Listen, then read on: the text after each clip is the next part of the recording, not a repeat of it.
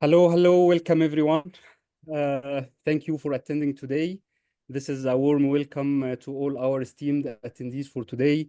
We are delighted to have you with us at the 2025 International Coaching Week. This year held under the theme of Coaching Horizons, Legacy, Innovation, and Impacts. We are at ICF Saudi chapter from the International Coaching Federation. We are working through our vision, which is to be the leading catalyst for excellence and in coaching and personal development in Saudi Arabia. And also our vision is to empower our individuals, organizations to realize their full potential and achieve sustainable growth through the power of coaching. Also, we are committed to our mission, which is to advance the art, science, practice of professional coaching in Saudi Arabia by providing several interventions like high-quality education, fostering strong community, promoting ethical standard, and creating opportunities for growth and collaboration. On behalf of the board of directors of ICF Saudi chapter, we are truly honored and pleased to have you here, and we are honored to your presence as well. The board work hard to provide you with the top-tier learning resources and professional support. And during the past week, we were fully dedicated to organizing the ICF Coaching International Week with in alignment with the global ICF directions and also with the best practices. From the board today, I am Walid Marwan. I'm the treasurer of ICF Saudi chapter, and I will be the host for today. And please welcome our distinguished guest, Dr. Linda Berlot. Dr. Linda, she is a strategic leadership coach and a cultural transformation specialist with over 20 years of experience in learning, development, and organizational change. And Dr. Linda will be presenting today a session titled Unlocking Team Potential with Cross-Cultural Agility. Just one point I missed, sorry, house rules. Please keep your microphone muted all time unless you are asked to open it.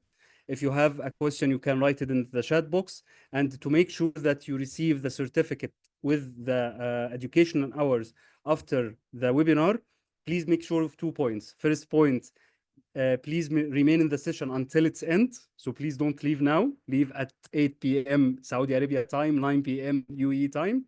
Also, please make sure that your name appearing in the Zoom matches your registered name in the event at the ICF platform to make sure that you receive your certificate. So let's back to our guest, Dr. Linda. Mic is yours. Please introduce yourself and start your amazing webinar. We are excited to hear of you. Go ahead. Thank you very much, Dr. Walid. Thank you for inviting me here. It's an absolute pleasure to be here with old friends and new, talking about a topic that is very, very close to my heart, using intercultural agility to unlock the potential in teams, but also not just to unlock the potential in teams, but also to create belonging in teams. And we know that when multicultural teams feel safe, when they feel there's a sense of belonging, they will become high-performing. I am Italian, and I know that many of you are saying, what is that accent? She doesn't sound Italian. Well, I can speak like an Italian if you really want me to. If you really are excited about the accent, I can no problem do this.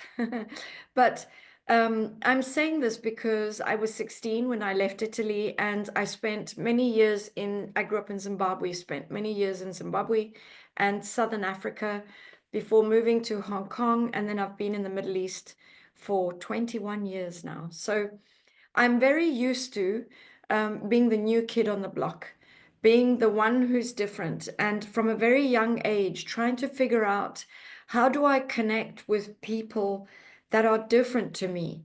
Maybe I feel a connection to them, but maybe they don't feel a connection to me. So how do I create relationship in places which feel so foreign?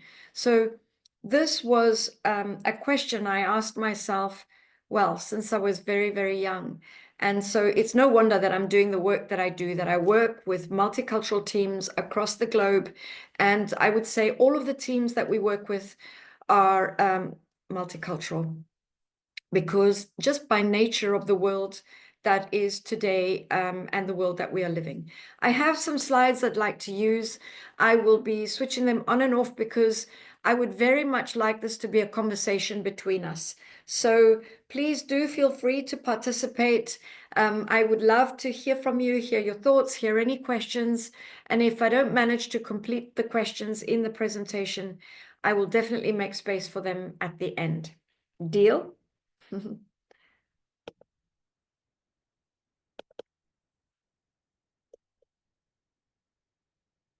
So do you all see this? Give me a thumbs up so I can see. Fabulous. So I hold different roles in my work life. I am the CEO of Burlot Group. We are a team coaching organization. We coach usually C-suite leadership teams across regions, across industries.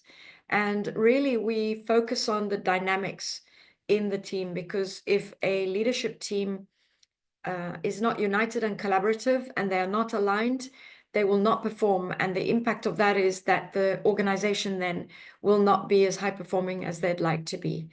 I sit on the board of CRR Global as their Director of Faculty Development. CRR are the company that created the ORSC systemic model of coaching. They were the first school to be accredited by the ICCF to be a systemic coach training school. Now, of course, there are many others. And I sit on there as their Director of Faculty Development, meaning I'm responsible for the recruitment and the development of all of the international trainers globally that lead the courses that we teach. I have been here in the region since 2004, so that's quite a while. Yeah. The company that I lead, we do very much two things. We do, I have a thriving team coaching practice, and we run an ICF accredited coach training school that teaches systemic coach training across the GCC. The professionals that come through our courses and come to be coached by us are many, as you can see. And these are some of the clients that we have had the privilege of working with. You will recognize many of these are regional companies, some are local companies, some are international companies. And many of these companies I've coached in Saudi, you'll be very happy to know. The model of, I'm just moving quickly through these so that we can get to the topic, and I'm just creating some background.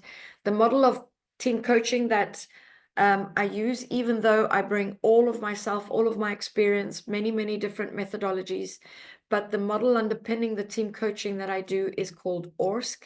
And what is unique about that is it helps me coach the team as one united entity. And I believe that this is the most effective way of having a team change behavior and meet its goals. Usually the teams that come to us for many different reasons. Some of them are proactive, and they come to us because they are high performing and they don't know what their secret sauce is. So they come to us and say, can you help us figure out what makes us so unique and special so that we can continue to replicate that? Other teams are new and they want to set themselves up for success.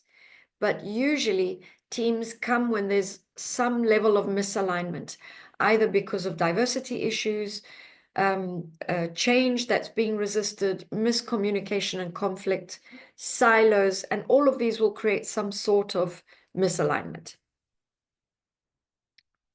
So before I carry on, I have an important question to ask you. What does belonging mean to you? And I'd love for you to pop these answers. What does belonging mean to you?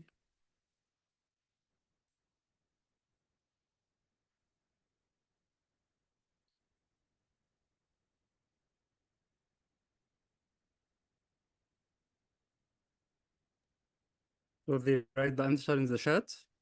Okay. Sure. Start it from.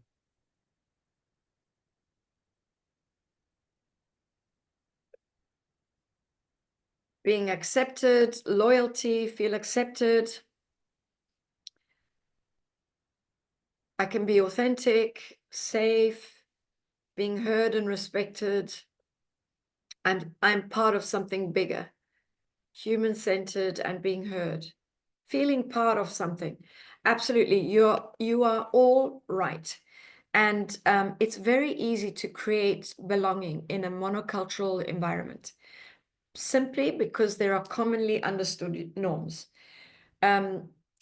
I will use my own culture as an example. If there are other Italians in the room, please forgive me. I'm talking about my own experience. We generalize sometimes to bring about messages, but actually culture is something that we look at interpersonally because, for example, take somebody like myself.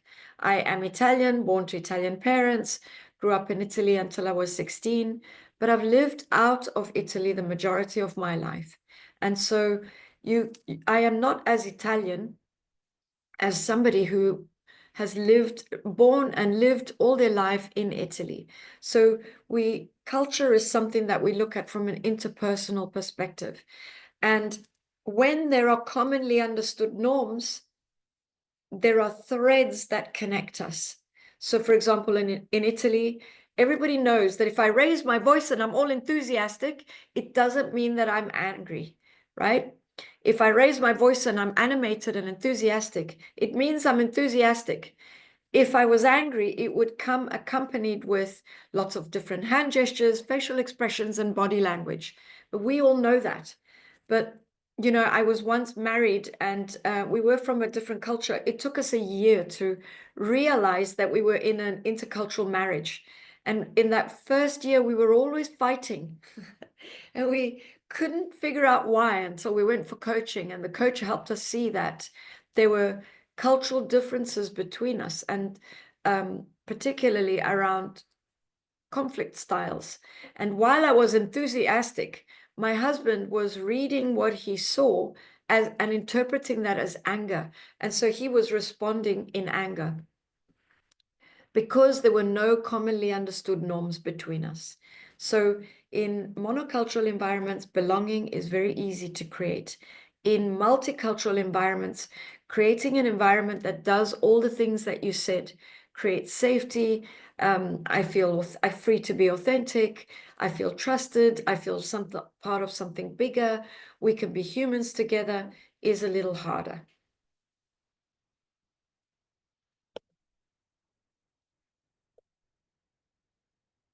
So I wanted to briefly talk about the impact of DEI, DEIB initiatives in a global context, because many people work for multicultural environments and multicultural companies, and at the very least, we get influenced by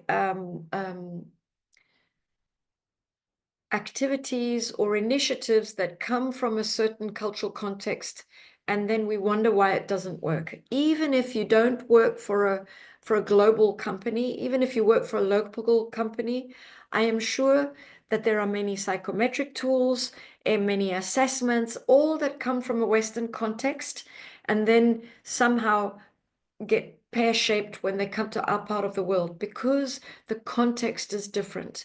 So when we are trying to create belonging in a team and support a team to be high performing, it's important that we understand these contexts. So I just wanted us to touch briefly on that. So let's just acknowledge a few things.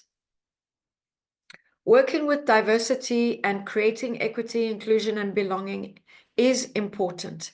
And these initiatives, I think we can all recognize that it's important for us to talk about them, think about them, and design around them. Most of these initiatives are created with good intent that are aimed at a specific pain point. Maybe there are not enough women in the company. Maybe we want to make sure that there are enough locals in a company. Maybe it was too much expat heavy and we want to create some balance. So all of these are very important issues to talk about. People thrive when they feel seen, heard, and understood, when they feel that their diversity piece is now being addressed. People start to feel like they belong. Everyone has the right to have their own come from place and for this to be heard. So when we address diversity issues, we are allowing everybody to have a voice, to feel seen and understood. Teams which are inclusive and where people feel a sense of belonging become high performing. But there is a caveat, and we need to talk about some of those things. Some of the reasons why these important diversity issues fail or create misunderstanding or upset is because perhaps they are created in one context and then want to be rolled out across the globe where there are other cultural contexts. You know, for example, if I think about America a few years ago, racism was very, very important, and it is an important topic. However, when we've got a war on our back door, on our back step, or a tsunami that's just happened, it's not that racism becomes any less important.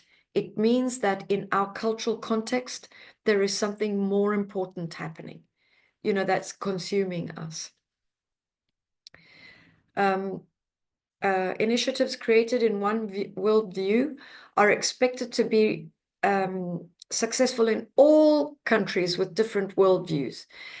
For example, I think about certain tools and assessments, and I can't tell you how many times a tool or an assessment has been used in a company, let's say a local company, and it's created confusion and some misunderstanding and upset, and I get called in to try and fix that issue.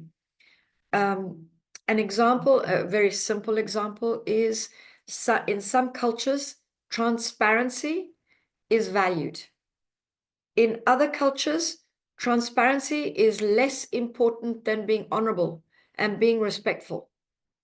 So I value transparency, directness of language in one culture.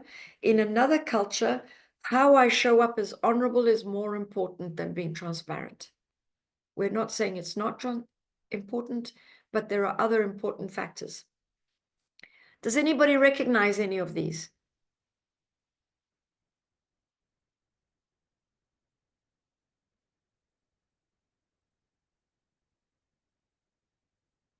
I'm not hearing your voices. Do feel free to unmute and share your opinion if you want to.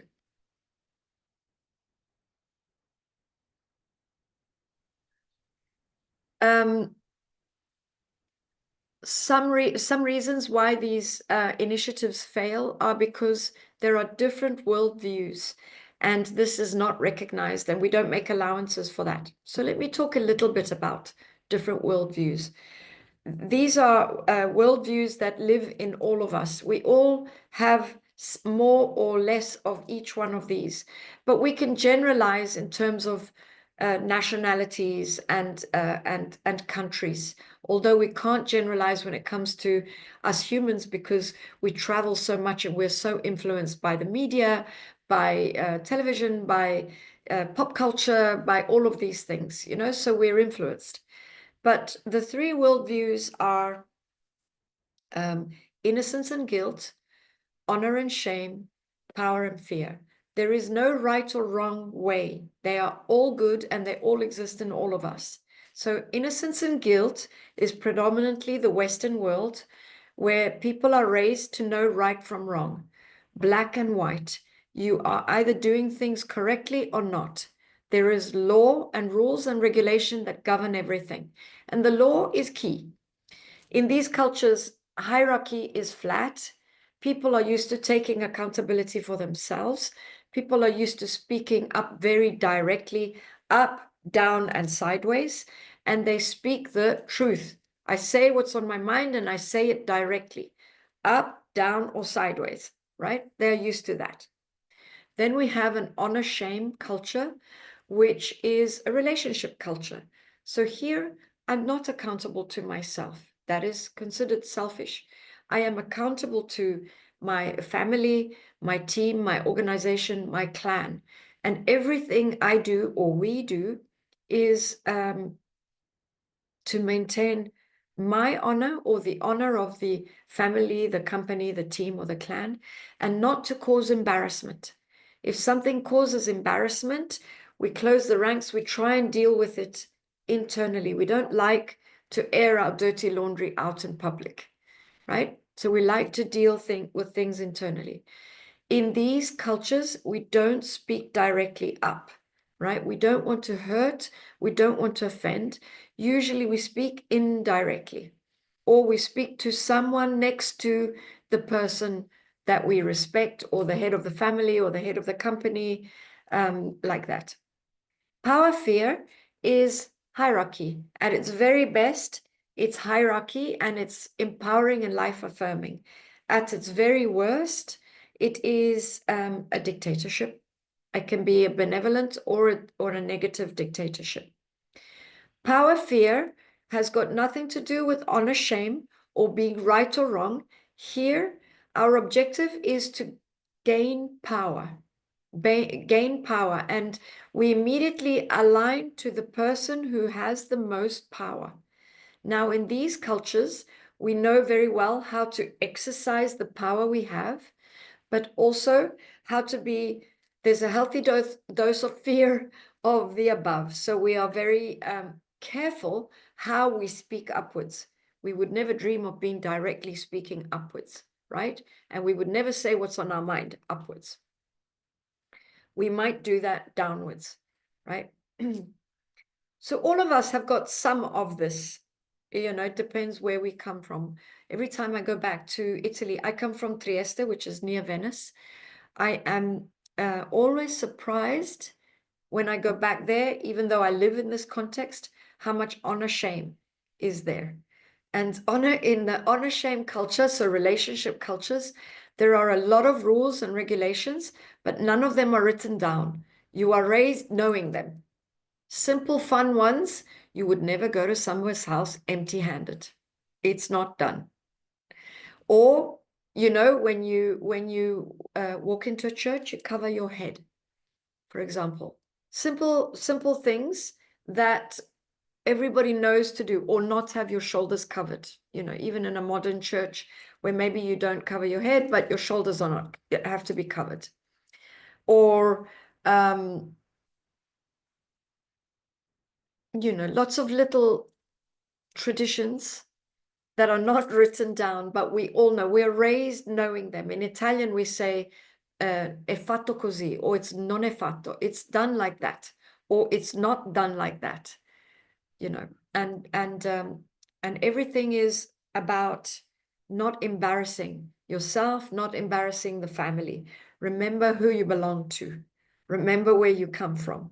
I remember always my parents telling us, remember your family standing behind you. How is all of this resonating? Absolutely, Linda. Excellent. What you said is Excellent. so right. Especially, when I think of it from a cultural context, from, the country you come, from the family you are raised, and to a culture or the organizational culture that you adapt. Being from a healthcare background, I think it has a huge influence. The hierarchical culture that comes in a multidisciplinary environment. A nurse feeling very hijacked in certain environment where it cannot speak up because, Right. the doctor is more, hierarchically influenced. Right. So that definitely has an influence in some way in terms of the diversity, whether it is the fear culture, whether it is, the context to their upbringing, to their country that they belong to. So it definitely Absolutely. has an influence and initiates Absolutely. areas as well in terms of success, outcomes, and consequences. And it has an impact. So, these are normal. We all have some more or less, but it has an impact in a multicultural environment. This is why initiatives fail or projects don't take off or they go pear-shaped. Because, for example, I remember working with the team, and the team leader was Western, so innocence, guilt. And they have a flat hierarchy. So they treat everybody like equals, like there's no hierarchy. So that means if I take accountability for myself, I expect you to take accountability for yourself. What that means is when I delegate to you and you don't know what I mean, or you're stuck, you ask me the question. But these Western leaders, not thinking that they are now speaking to honor, shame, and power, fear team members, would kindly delegate, think that they're doing a great thing. But people who come from a power fear dynamic are used to being told what to do. They're not used to thinking for myself, or maybe asking, please, can you explain that again? Somebody who comes from an honor shame, if I don't know, I'll try and figure it out. I won't tell you. I won't cause embarrassment to me, or maybe even to you, right? So then the job doesn't get done, and the Western leaders confused because they didn't clock that this is a multicultural team and there are cultural differences between us. And then it causes some sort of friction, right? These are just very simple examples.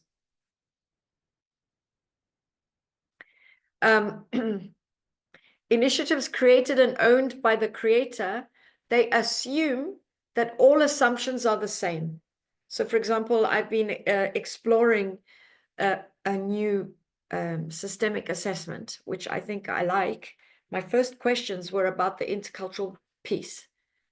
And the people I was asking or speaking to, they couldn't answer my questions, which meant to me, they don't know the intercultural challenges that we face in this part of the world, even though they say we use this tool in many companies around the globe. But if you look at the companies, they're all Western companies, right?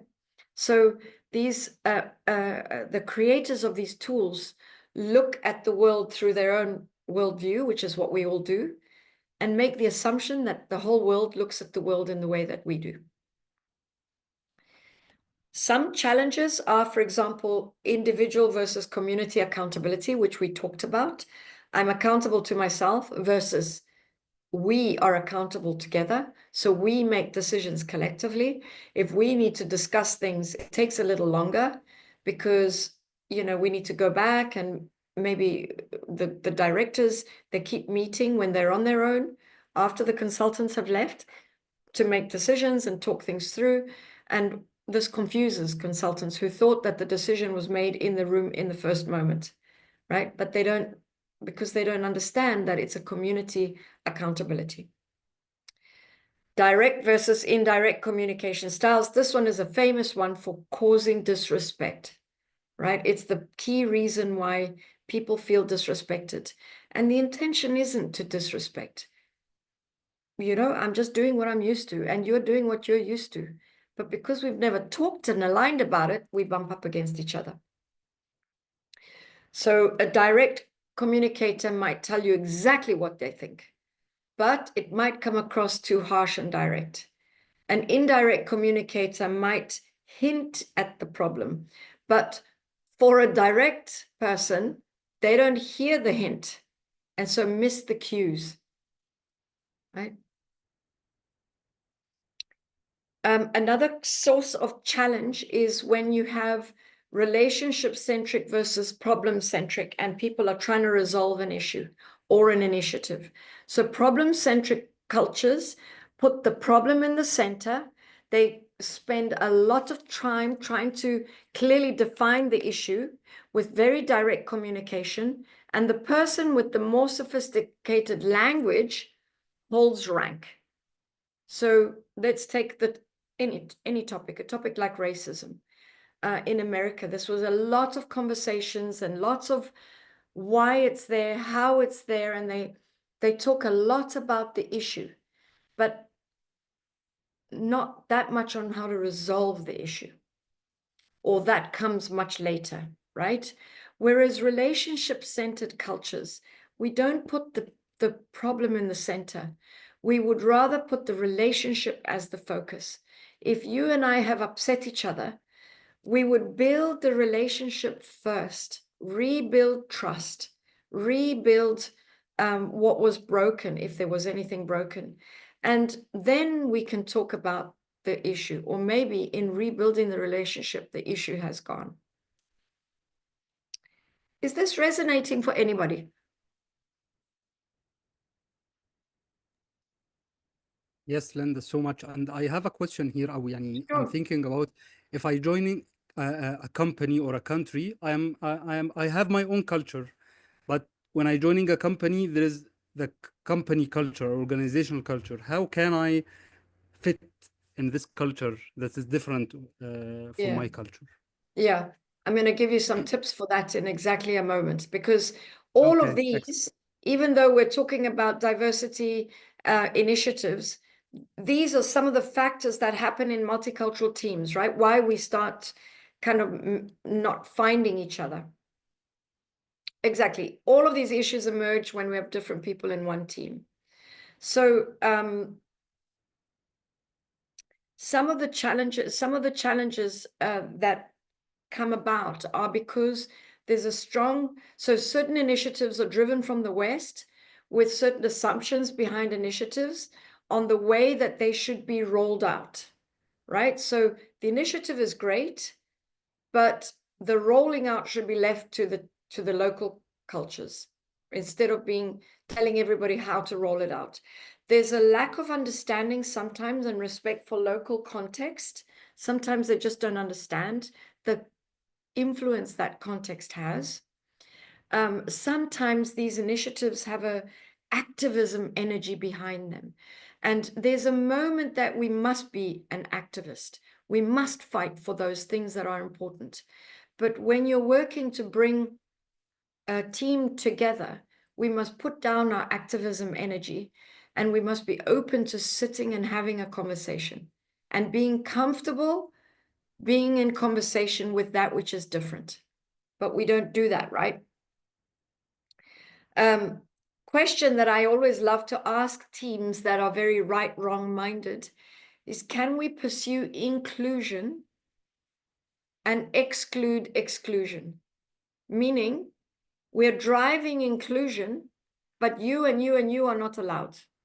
So are we then really being inclusive?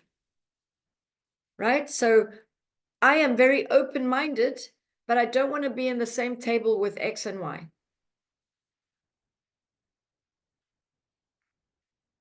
Sometimes it's difficult for team members to stay in conversation with that which is different, because like humans, we have the mindset that I am right and therefore you are wrong. And this polarizes us. But what if we were to put down our right, wrong, and just be curious and explore? Be curious about the difference between us. Sometimes, yes, we said this before, we hear comments like we're all human. Like, that's true, we are all human, but we come from different contexts. My background, the pain I've gone through, the challenges I've faced, cultural challenges, cultural ghosts, my education, all impacts the lens I look through the world. And that's my reality. So we can't disregard them. We can't disregard the differences between us. Sometimes in organizations, we are forcing agendas that are not appropriate in different cultures, right? Gender equality programs, any issues that are not relevant in certain cultural contexts. But we assume that because it's okay to talk about them in one culture, it's also okay to talk about them in all cultures. And this isn't the case. So the how, and this is the question you were asking, Walid. How do we leverage the agility, build intercultural agility in a team to create belonging? So first of all, these great initiatives, great that they come from global, but act local. Have the local teams think about what is relevant, what's culturally appropriate, and if it is culturally appropriate, how do we want to build them in our culture, in our team culture? sometimes it's easier to align around the intention of the initiative. For example, let's take racism. When we have war on our backyard or tsunami, and you talk to me about racism, I am too preoccupied about other things. It's not that racism is not important, but instead of talking to me about racism, if you had to talk to me about the importance of one person dominating another person, or one tribe or one people dominating another, all of a sudden, all of us can identify with that. All of us can now start to be in that conversation. So sometimes it's about looking at the intention. What's the issue behind the issue, rather than being an activist and driving my issue. Sometimes we drive initiatives because of law or policy. So they're driven out, but they have a negative impact, right? So the mother company says we have to do this. We do that, but it has a negative impact. Great example of this are certain engagement surveys, or surveys that organizations run through the organization. But if we don't keep in mind the honor shame and the power fear dynamic, the results of those surveys are not true, and actually can be more detrimental than not. So we have to be comfortable with multiple stories, meaning remember that my story is one story, right? And your story is another, and teach team members to be comfortable with this polarity management, holding different stories. If I come from a culture where your and my cultures are warring, right? But we happen to be in the same team, it's easy for me to tell myself that my culture is the only right way. But can I stretch to hold both mine and yours as being true? Even though I don't agree with you, even though you don't agree with me, can I sit in the conversation where we don't make each other wrong? We just agree that we have different stories. There's a little litmus test that keeps in mind all of the worldviews that is always important to ask ourselves as team members when we're wanting to do a project, start an initiative, and we want to make sure that we're creating inclusivity. So always ask yourself, is what we're doing right? Is it honorable, and is it empowering? So is it right? Guilt, innocence, people will feel happy. Is it honorable?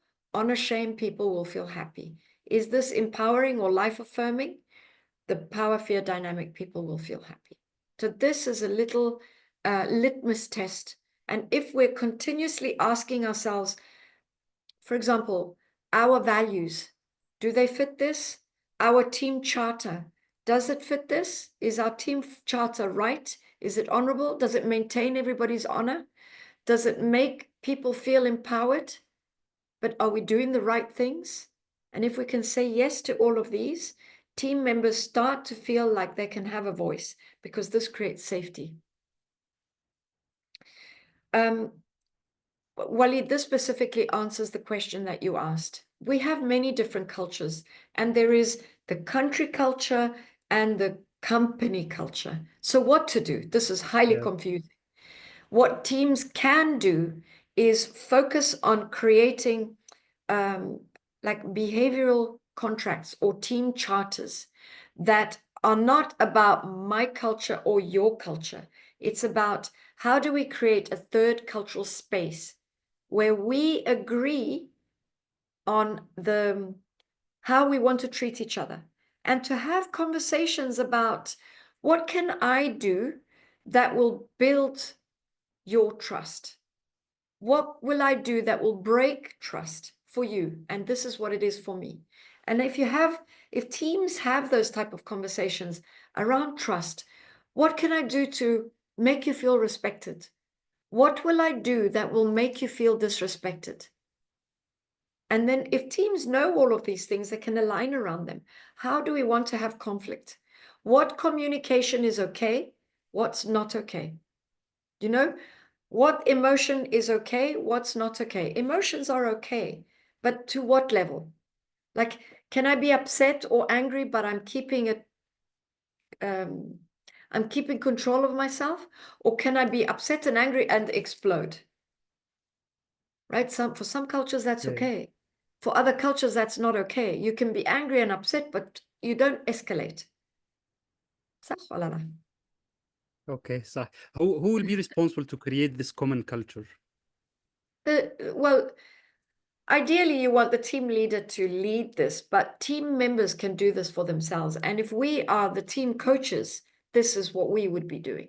We would be working with the team to create their behavioral contracts that will determine how they treat each other on a day-to-day basis. We would also create structures for them so that they can keep checking into their team charter, because what you look at is what you get.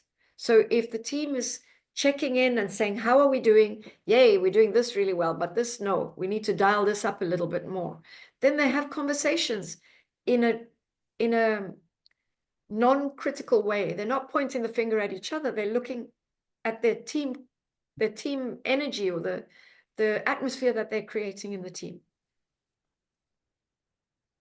Excellent. Thank you. Thank you, Linda. We have a couple of questions in the chat box. Do you have it now or at the end of the session? Let me pause. Yes, let's do this for 5 minutes and then. Okay, we have a question from Abd Sattar Abu Laila. Can a person whom has been brought up in a culture where it doesn't allow direct assertive communication become a strong and direct assertive person? Can you ask me the For question again? example, can a person whom has been brought up in a culture or born up in a culture where it doesn't allow direct assertive communication become a strong and direct assertive person? Maybe not. But what we can, and the thing is here, we don't want to change ourselves. We want to create Okay. a culture where we have more understanding of each other, and where I can be myself and you can be yourself, and we come closer together. There's more understanding, and maybe in that time I will learn to be a little more direct. Maybe I will learn to be softer when I'm speaking to you. So we come together.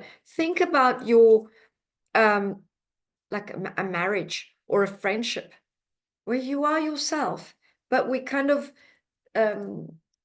when diamonds, when they rub together in the soil and that their edges smooth, no? This is how we want to be. We're still the same precious diamond, but we want the edges to be a little smoother so we can be more comfortably together.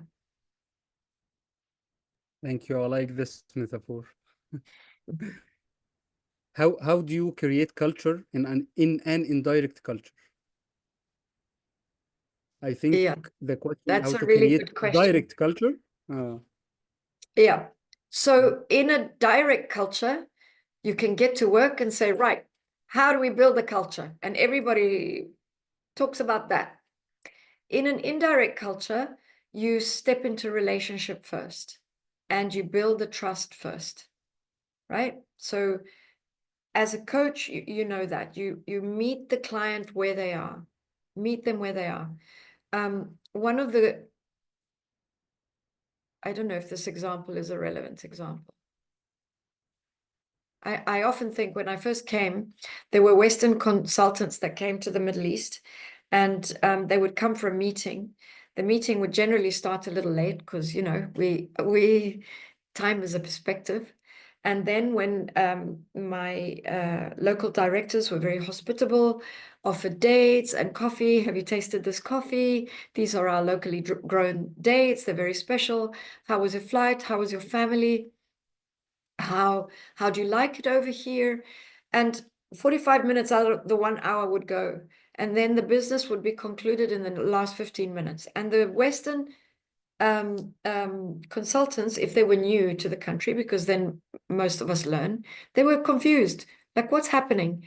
And what they didn't understand in that moment was that in the 45 minutes, I'm assessing, can I trust you?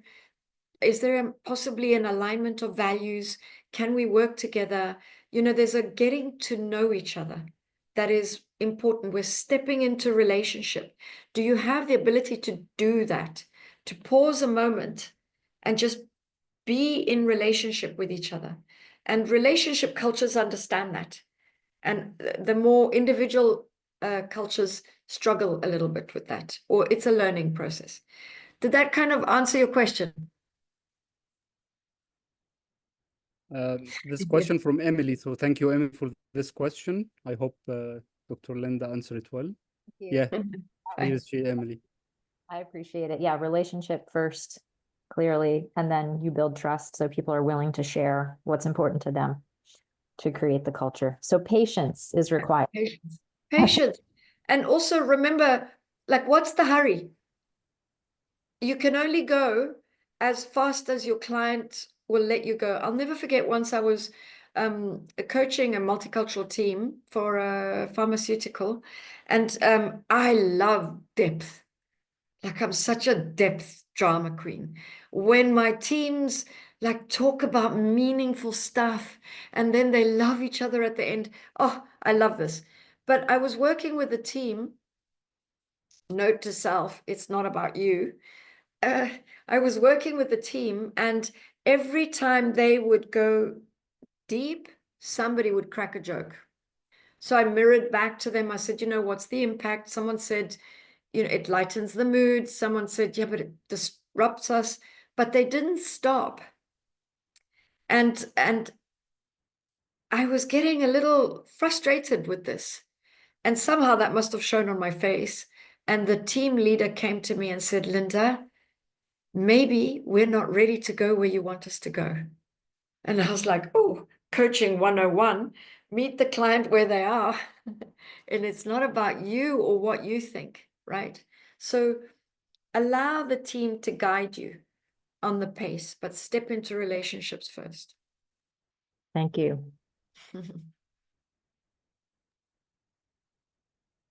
Okay, thank you. Thank you, Linda. Thank you, Emily. We have one more question. Shall I have it now or at the end? Maybe I've got 2 more slides. Let me do that, and then we'll do the questions. Sure. So maybe that will get Go answered. ahead.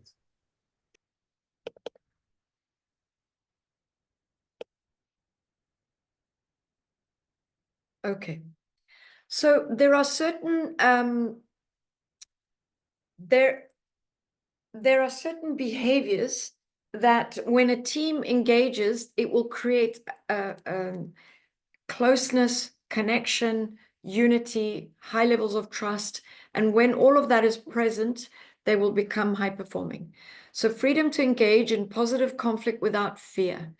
This will take a while because of all the reasons we've said. Some people are direct speakers, so go into conflict quite comfortably. Others don't want to hurt or offend. So this takes a little while.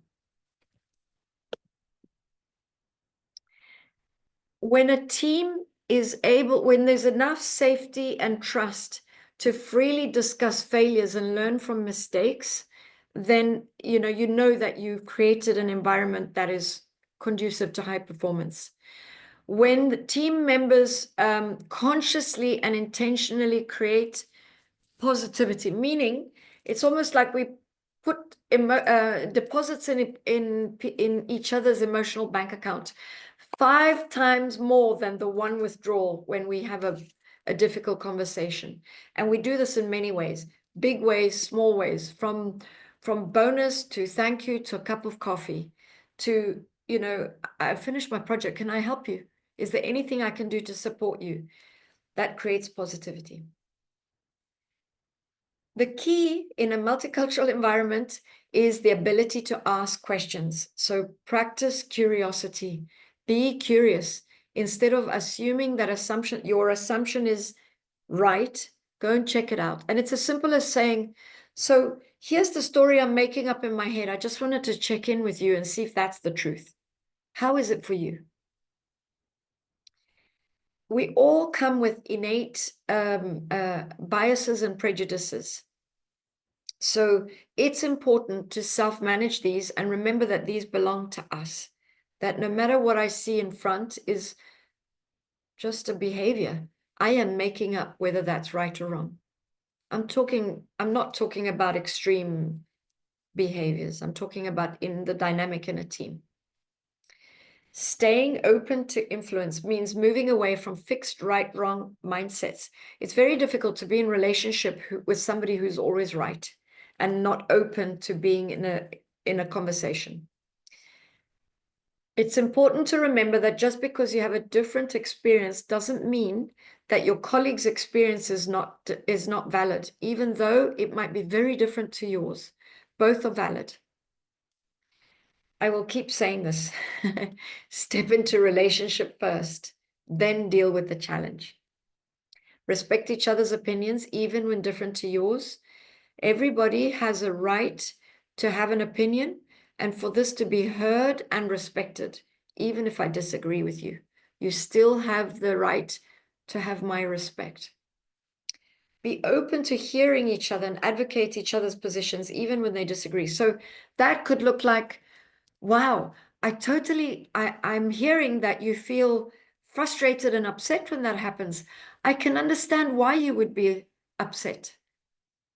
And I'm learning that for you not to be upset, you would want 1, 2, 3. But here's where my, here's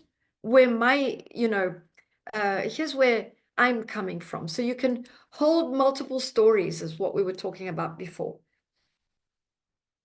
When teams feel safe to give and receive feedback, then you know that you've achieved a level of trust and safety. And when they create we-centered work cultures, meaning that it's not just about me and you, but we realize that there's a team here and that we need to create and behave and, sorry, let me start that in English. We need to behave in certain ways and take certain actions that support the team, that doesn't just support me or support you. And, this is what we've said, and I'd just like to conclude. So to create belonging and high performance in the team, accept multiplicity of stories. Accept that my way isn't the only way. We can both be right, and look for that. Look for the places where we can both be right. The ability to code switch means when I am in Italy, I can switch on and know how to behave in that context. When I go to the Far East, let's say Japan, I now know how to moderate my behavior and behave in a way that is appropriate in that context.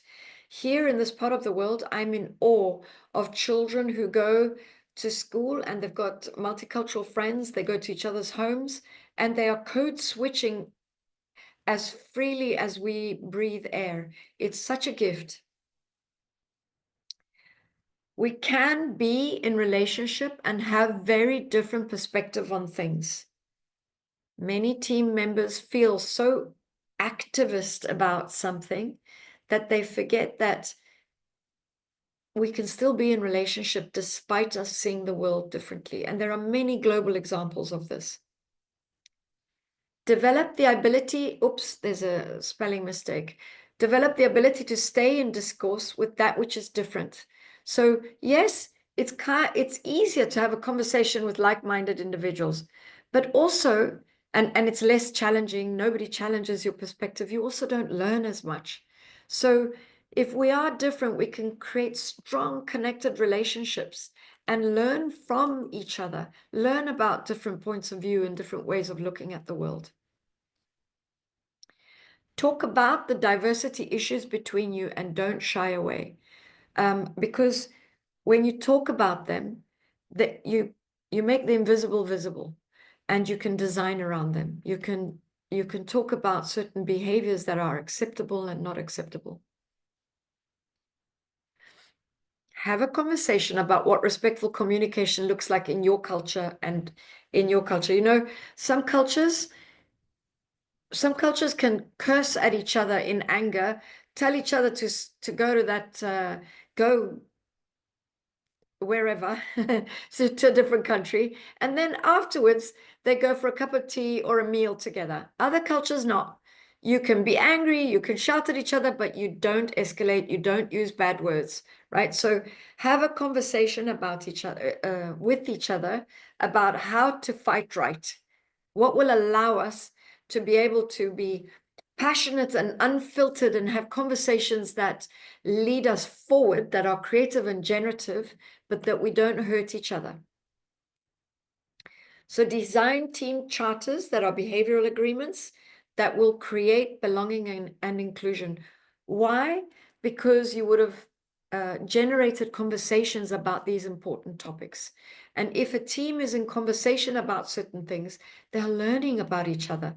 They are seeing themselves as a unit, and they can make decisions accordingly.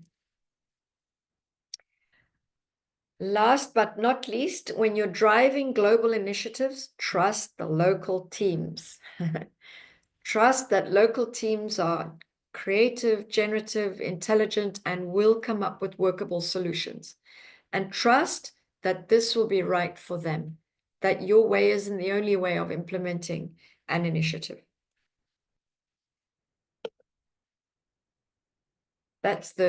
Any questions to any of that? I'd love to hear from you. Thank you, Linda. Thank you. Amazing insights. We have one question has been added in the chat box earlier. We need cultural intelligence skills. How we Yes. can do this? Yes, there are many courses. So there are different ways. You can either hire a cultural agility coach. So for example, somebody like me who keeps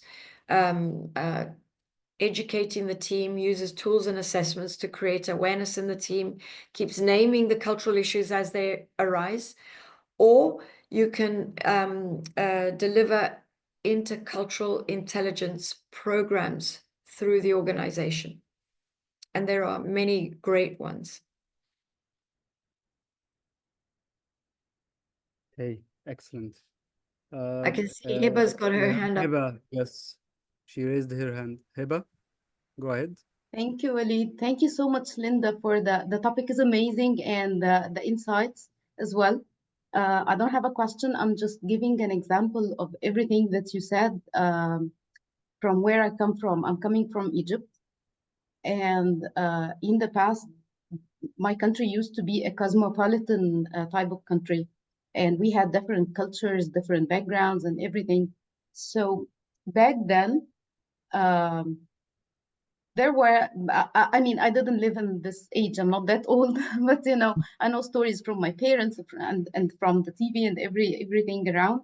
So back then there was more acceptance and, you know, accepting to differences between people, and even people were more creative. Every single aspect in the country.